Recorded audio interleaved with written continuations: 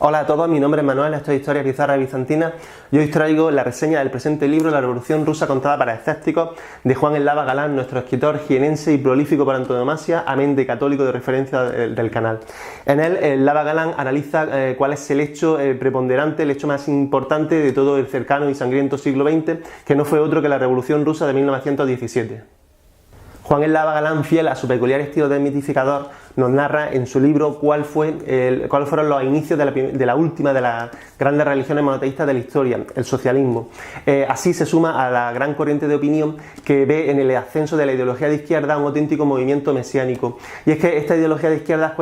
pese a ser una religión laica que niega la trascendencia, cuenta con los suficientes elementos en común con cualquier otra confesión como para ser tenido en cuenta como una religión. Entre estos elementos en común destacan la figura de un profeta, Karl Marx, la figura de mártires y santos de la causa, dogmas de fe y muy especialmente herejías que fueron combatidas desde el primer momento y de manera bastante enérgica. La primera de ellas, que también la analiza Juan Eslava Galán en su libro, es el anarquismo de Bakunin. Y de hecho el socialismo tuvo la fortuna de poder contar con un personaje que, siguiendo las enseñanzas del maestro, acuñara los dogmas de fe de la confesión que se estaba creando, o lo que es lo mismo, el camarada Lenin ejerció como necesario San Pablo para echar a andar el negocio. Eslava Galán, en La Revolución Rusa contada para escépticos, aporta una mirada fría y desapasionada de la vida de Karl Marx, una mirada que, por cierto, contrasta bastante con la que nos tienen acostumbrados su hagiografía, una mirada que de hecho goza de recrearse en las partes más esquivas de la propia biografía de Karl Marx. Y por sus páginas vemos a un Marx que irónicamente desciende de una acomodada familia de judíos prusianos recientemente convertidos al protestantismo y que a causa de su proselitismo socialista se tiene que haber exiliado primero en París y por último en Londres. Recordemos que Londres en aquella época era la capital del mundo. En Londres Marx puede desplegar una atareada ociosidad merced al buen hacer económico de su amigo Friedrich Engels y la herencia de su mujer. De hecho, Engels llega a ser tan buen amigo para Marx que llega a cargar con la paternidad que Karl Marx, en un rasgo de burgués de la burguesía que tanto combatía, le llega a engendrar a su propia sirvienta. No contento con abrazar la figura del profeta, Eslava Galán también carga contra la del fundador del socialismo, el camarada Vladimir Ilich Ulyanov Lenin. Eslava Galán nos presenta a un Lenin hijo de una acomodada familia de terratenientes conservadores de raza cálmuca y de antecedentes judíos como el propio Marx. Este Lenin desde muy temprana edad tuvo cierta tendencia hacia la crueldad y el autoritarismo, llegando a tener frecuentes ataques de histeria en cuanto sus deseos no eran cumplidos, en cuanto veía que se le contrariaba en algo. Este Lenin estudió Derecho, ejerció la abogacía apenas 2 años plazo. Cuando transcurrió este plazo, para bien del género humano, decidió redimirnos a todos de nuestros pecados burgueses, llevando a partir de ese momento y hasta el día de su muerte una azarosa y regalada vida de revolucionario profesional. La verdad es que el análisis que hace Eslava Galán de la figura de Lenin pues no sale muy bien parado, porque nos lo retrata como el típico fanático religioso, es decir, físicamente muy cobarde, intolerante, dogmático y cruel, y con una cierta tendencia a que le resbalase el sufrimiento ajeno, ¿no? Y por último, una nota humana en el fundador del socialismo es que Lenin quedó traumatizado por la ejecución de su hermano Alexander Ulyanov, que intentó hacer un magnicidio, intentó matar al zar reinante en aquel momento, que no fue otro que Alejandro III, el que fuera padre de Nicolás II. Vistas las dos grandes figuras del socialismo, la del profeta y la de su fundador, pasemos ahora a ver cuál fue el ambiente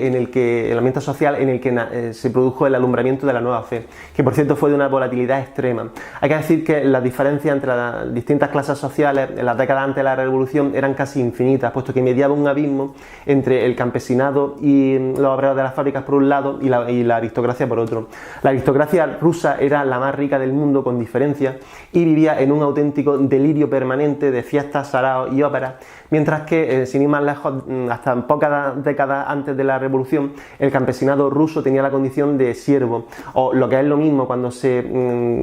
transmitía la propiedad de una finca,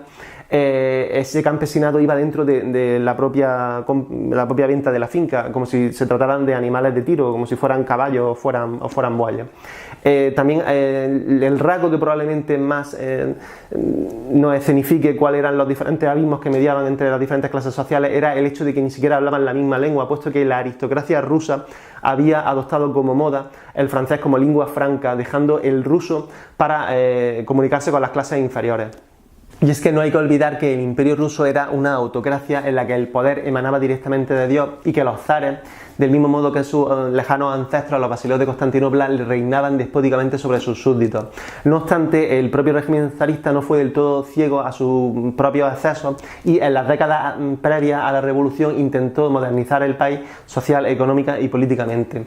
Sin ir más lejos, lo que más se pretendió fue industrializar el país para que así se generara la suficiente riqueza como para asimilarlo a los países más prósperos de la Europa del momento. Alejandro III, tomando buena cuenta del asesinato de su padre, el aperturista Alejandro II, dio una marcha atrás en todas esas reformas sociales y políticas y fue un zar que gobernó de manera autoritaria con mano de hierro el imperio. Pero no obstante, en su reinado se llevó a cabo uno de los intentos más exitosos, por así decirlo, de modernizar el país, que fue la construcción del ferrocarril transiberiano, que atravesaba la práctica totalidad del imperio. No obstante, Alejandro III murió con tan solo 49 años, dejando como sucesor al débil y apocado Nicolás II. Nicolás II heredó un imperio increíblemente grande y poderoso sobre el papel, pero realmente lo que heredó de hecho fue una situación tremendamente volátil en la que las crisis se sucedieron de manera interrumpida. Nicolás II tuvo una premonición de lo que llegaría a ser su vida cuando con tan solo 13 años asiste a la agonía y muerte de su abuelo, el zar Alejandro II, al que un ataque terrorista ha cercenado las piernas y ha truncado su existencia. Nicolás II fue una figura trágica y una figura ambivalente, pues para unos fue un pobre infeliz y para otros, especialmente los creyentes socialistas, fue Nicolás el Sanguinario. Hoy día, con la prepotencia que nos da el hecho de haber pasado más o menos un siglo de aquellos hechos, podemos decir que Nicolás II fue alguien al que el traje de emperador autocrático en tiempos especialmente revueltos le venía bastante grande. De hecho, dice mucho de su persona el hecho de que Nicolás II fuera siempre conocido entre sus familiares con el calificativo cariñoso y diminutivo de Niki. El pobre Niki tuvo un reinado especialmente prolífico en desastres, siendo el primero de ellos la guerra ruso-japonesa de 1905.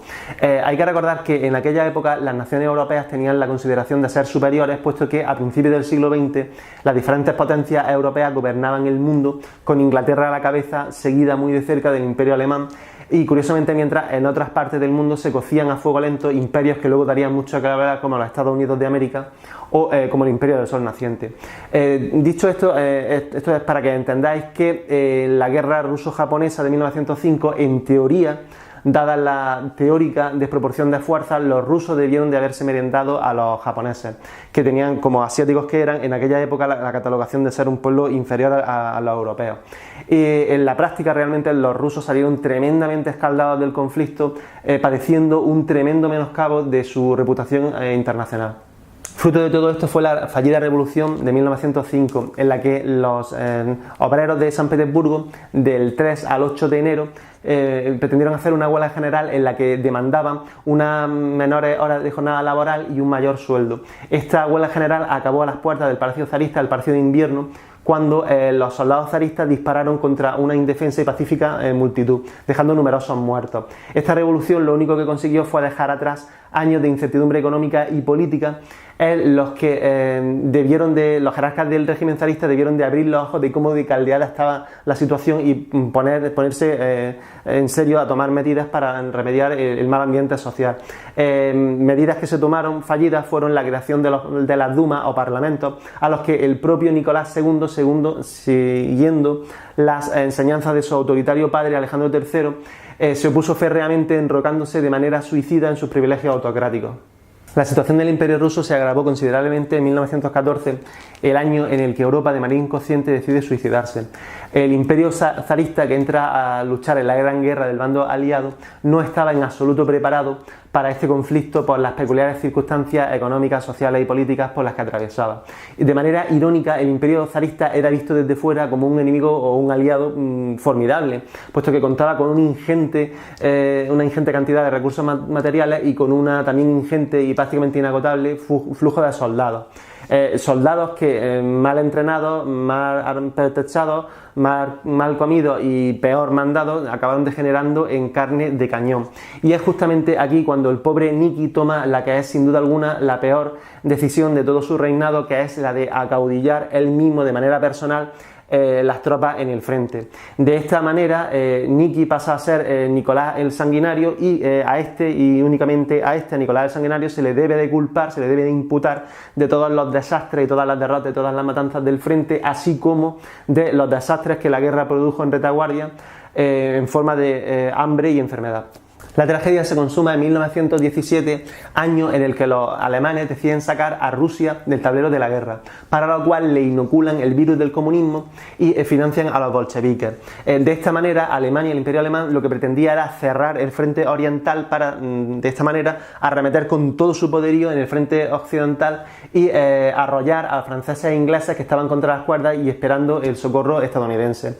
En 1918, con la firma del Tratado Brest-Litov, esta vez ya la Rusia sí soviética le cede al Imperio Alemán una parte ingente de su territorio, que por cierto está formado por algunas de las tierras, como las de Ucrania, más feroces y prósperas y ricas de todo el imperio, en el que es uno de los mayores actos de traición de la historia de la humanidad. Pero aún así Rusia no se vería libre del conflicto militar, puesto que de 1918 a 1921 experimentaría una pavorosa guerra civil que acabaría con el ascenso triunfante del bolchevismo, que estaría en el poder hasta la disolución de la URSS a principios de la década de los 90. Entre todos estos acontecimientos, la familia imperial de los romanos fue sacada de manera abrupta y violenta de la ecuación por medio de una chapucera y tétrica ejecución la madrugada del 17 de julio de 1918 en la ciudad de Ekaterimburgo, a través del sencillo trámite de leerles la sentencia y comenzar a disparar. Posteriormente, los romanos y sus acompañantes debieron de ser rematados a bayonetazos y de disparos en la cabeza, puesto que tanto las bayonetas como las balas habían resbalado en las ropas que vestían, ya que estas estaban totalmente cubiertas por dentro de joyas, piedras preciosas, anillos, collares, etcétera, etcétera. Así, de esta manera tan tétrica y tan salvaje, acababa una dinastía que había reinado durante más de 3 siglos los destinos de Rusia. El autor de la Revolución Rusa contada para escépticos no es otro que el muy prolífico Juan el Lava Galán, que ha gozado de una larga trayectoria en lo que a premios se refiere, pues entre otros ha obtenido el Primavera 2015, el Ateneo de Sevilla o el Primísimo Planeta. Juan el Lava Galán se doctoró en Letras por la Universidad de Granada, estando su tesis doctoral dedicada al estudio de la poliorcética en el reino de Jaén, de su Jaén natal, siendo catedrático de instituto hasta su jubilación. Entre su dilatada trayectoria literaria cuenta con la curiosidad de haber publicado multitud de obras bajo seudónimo, siendo las más famosas de todas ellas las que publicó bajo el seudónimo de Nicholas Wilcox, que eran de ambientación templaria. Entre sus obras destaco Historia de la Primera y la Segunda Guerra Mundial contada para escépticos, Rey Lobo, El Mercenario de Granada o Homo Erectus. No es la primera vez, y desde luego no será la última, que aparece tanto en el blog como en el canal, y abajo os dejo las bastantes reseñas que ya he hecho ya de algunas de sus obras. La Revolución Rusa contada para escépticos está editada originalmente por la editorial Planeta, siendo la edición que poseo la del Círculo de Lectores, editado en 2017. Estamos ante una edición que lo que más llama la atención, como en todas las obras de divulgación histórica de Juan el Lava Galán, es un muy cuidado apartado gráfico, puesto que cuenta con 2 cuadernillos centrales a todo color, en el que se reproducen multitud de fotografías, obras de arte, cuadros, estatuarias, numismáticas, etcétera, etcétera, del periodo. También hay que decir que lo que son el resto de páginas también está salpimentado con un montón de reproducciones, esta vez en blanco y negro. Destaca esta edición por contar con tapa dura con sobrecubierta y un total de 400 páginas impresas en un papel de adecuada calidad y gramaje. Estamos ante una edición no muy grande, que sienta muy bien a la mano, y que, merced a su muy útil y muy completa bibliografía, a su índice onomástico o a un siempre inteligente manejo de la acertada nota a pie de página, es una edición excelente, que puede ser encontrada en comercio a un precio de 21,50. A modo de conclusión, tengo que decir que me ha gustado mucho La Revolución Rusa contada para escépticos de Juan el Lava Galán. Pues en ella narra los que fueron los hechos más importantes de todo el cercano y sangriento siglo XX, y siempre desde la perspectiva de Juan el Lava Galán, ¿no? Es decir, siempre con esa mirada escéptica, y aunque el periodo histórico se preste a pocas bromas, pues narra los hechos con una bastante dosis elevada de humor. De hecho, somos testigos de cómo un bailador de flamenco español que tiene una perspectiva laboral totalmente siniestra, puesto que vive, ¿no?, en un continente europeo que está totalmente asolado y empobrecido por la Gran Guerra. Decide, al calor de las riquezas ingentes y fabulosas de la aristocracia rusa, irse a probar fortuna al imperio de los zares, y justamente en el periodo en el que se desarrolla la revolución. Y de esta manera somos testigos de esa cómica y absurda escena, por lo demás muy terriblemente española, de un Juan Martínez vestido de corto, con chaquetilla de alamares y terciopelo, deambulando por las calles de un Moscú en pleno desparrame revolucionario. Y por cosas como esta recomiendo encarecidamente su lectura. Bueno, y esto ha sido todo. Hasta aquí llegó la reseña de la Revolución Rusa contada para escépticos de Juan el Lava Galán. Espero que te haya gustado, a mí me ha gustado mucho. Dame un like para recompensar mi trabajo, suscríbete para estar atento a las novedades del canal. Si tienes alguna duda, sugerencia o inquietud, déjamela por favor abajo en comentarios y nos vemos en la videoreseña del próximo libro. Vale.